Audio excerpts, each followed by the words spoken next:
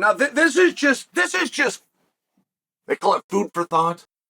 This is just conversational piece, but I do want you to answer it. I'm going to read the comments. I want to see what you say. Who's better, Charles Oliveira or Jack Della Maddalena? Who, move for move and skill for skill and pound for pound, as they say, who's better? I don't want to hear about resumes and who had the better careers. I want to really know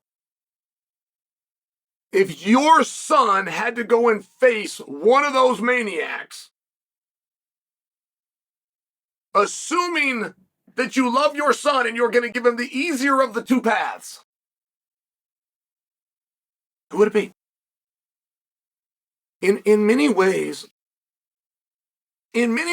Charles versus Della Lema is on display. Now, this is all being predicated on an interview that I saw from Michael Bisping. And Michael Bisping was very polite, but he let his viewers know, don't assume Islam is going to beat Jack. Do not take that for granted. Right, I'm summarizing, but this is the point that Bisping made. Hey, this Jack Della Maddalena is better and deserves to be viewed a little better than you're all giving him. I mean, when Ilia Topuria moved up as short as 10 days ago, when he did that, there was a big pushback from you, the audience, saying, look, he's just not big enough. We like him and we see it, and he sure is great. You know, he's undefeated and a world champion, but at this weight class, he's just not big enough. That was a very real talking point. That has never been said about Islam. Nobody has questioned Islam. It is absolutely a foregone conclusion, but the rankings say Topuria is better.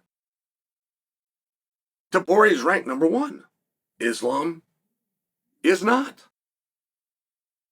So wouldn't you assume that Islam would have the same challenges and the same questions being posed about his move to 170 pounds as Ilia had posed about his move to 155? Or is it an opponent issue? Do you view Charles to be a superior challenge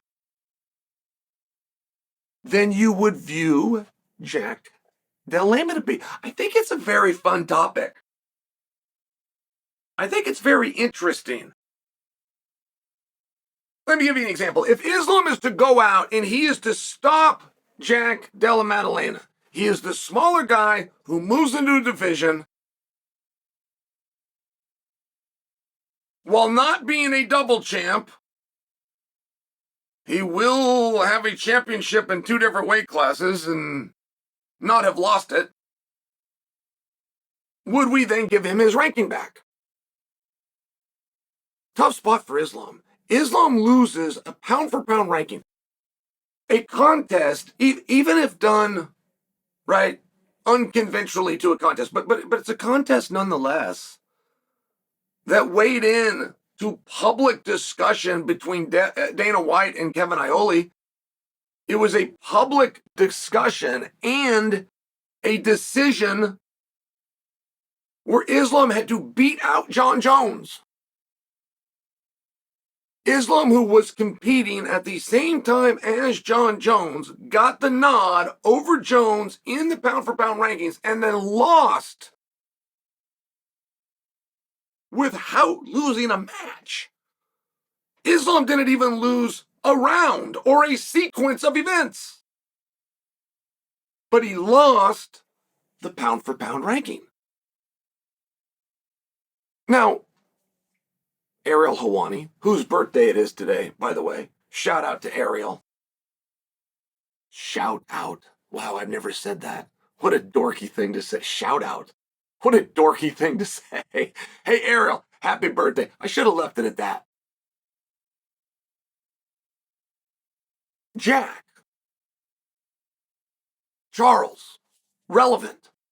Ilia Topuria overtakes Islam without Islam being punched. without Islam losing, he lost a spot. So I'm just asking you, if he is to go out, and Ilya did a lot. Ilya was very impressive. And Ilya had a lot of eyes on it. And he showed a power, and he showed a devastation. It was a, oh, wow moment. But if Islam goes and does the same thing, and Islam has a very different style. In fact, he has the exact opposite style as Ilia Topuria. He does not come around. He's looking for power. He's absolute domination on the ground.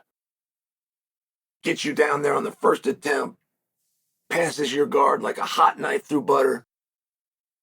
Makes you look like an amateur. But that's his thing. That's what he does. If he goes out and he does his thing and he does it over Jack, does he get his #1 ranking back? Does that surpass Ilya? And there's always been a part in people's minds where there's a fear of the striker, and fear and respect are essentially the same word. And anytime you have an opportunity to give the nod to the striker, there's like a fear of what Ilya could do to you, as opposed to Islam's not going to hurt you. He's going to dominate you, and he's going to beat you, and he's going to make his point, and he's going to do it really quickly. And generally, when you get the striker versus the grappler, all the way back to 1993, the numbers greatly favor the grappler, but the fear still lies with the striker.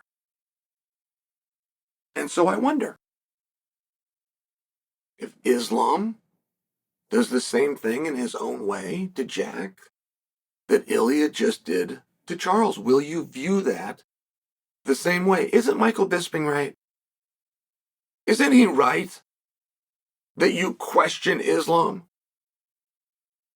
Isn't he right that as great as Islam's done, he's never done it in this division, and he's taking on the king? You know, that's one thing that Ilya did not do. As much as we love Charles, Charles was not the #1 ranked guy. That was Sarukian. Charles was not the champion of the world. That was Islam.